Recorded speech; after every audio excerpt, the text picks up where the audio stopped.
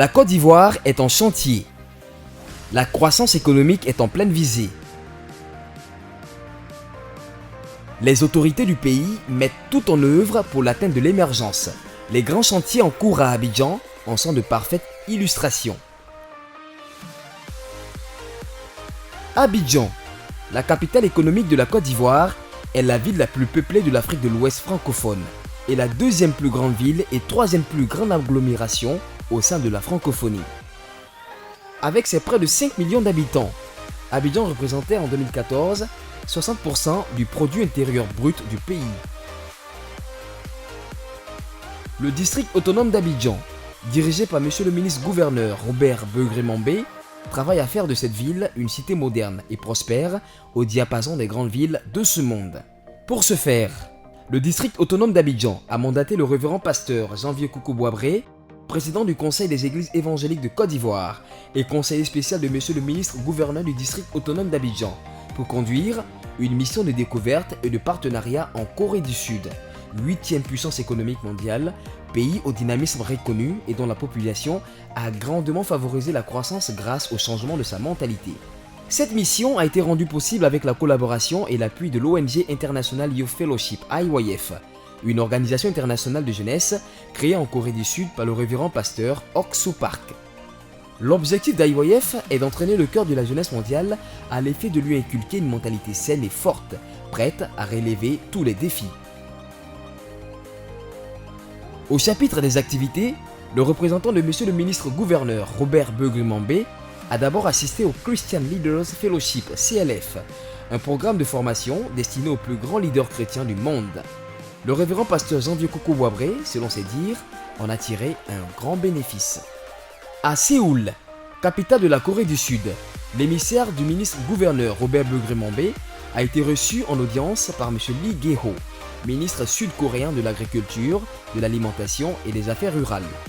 Il s'agit pour le révérend pasteur Janvier Koukou-Boabré de présenter la diversité et le dynamisme de l'agriculture pratiquée en Côte d'Ivoire en général et dans le district autonome d'Abidjan en particulier. Et j'ai vendu mon pays. Le ministre de l'Agriculture, chargé de la transformation des matières premières et chargé des affaires maritimes, m'a dit ouvertement il est prêt à recevoir le ministre-gouverneur Robert Begré-Mambé chez lui à la maison pour dîner avec lui. Après Séoul, cap a été mis sur la ville de Busan, au sud du pays.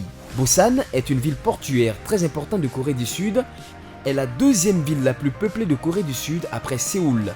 C'est le centre économique, culturel et éducatif du sud-est de la Corée.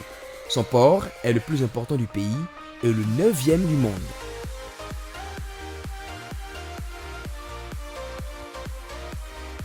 Le révérend pasteur Janvier Koukou-Boabré a été reçu en audience par le premier magistrat de la ville.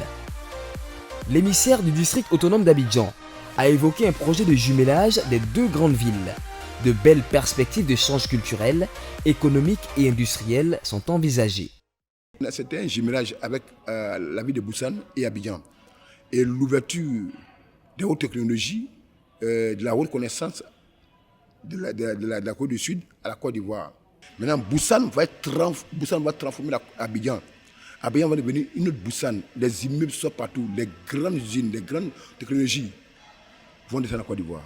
Le maire était tellement content, il a donné l'ordre à son directeur de tous les pays africains, chargé du développement et du financement des pays africains, et son directeur financier, les deux, de se mettre au travail, de préparer déjà le MOU, de préparer déjà tout ce qu'il y a à signer avec le ministre-gouverneur quand il viendra en Corée du Sud. Après plus de mois de mission, la délégation conduite par le révérend pasteur Janvier Koukou-Boabré est rentrée en Côte d'Ivoire avec la volonté ferme d'aider à apporter un mieux-être aux Abidjanais et à la Côte d'Ivoire. Cette visite de prospection en Corée du Sud effectuée par les districts autonomes d'Abidjan en collaboration avec IYF donne encore plus de force à la relation déjà chaleureuse entre la Côte d'Ivoire et le pays du matin calme. Pour l'atteinte d'une croissance économique soutenue et dynamique, et pour l'accomplissement du projet de l'Ivoirien nouveau prôné par son Excellence, Monsieur le Président de la République de Côte d'Ivoire, Alassane Ouattara, cette mission est la bienvenue.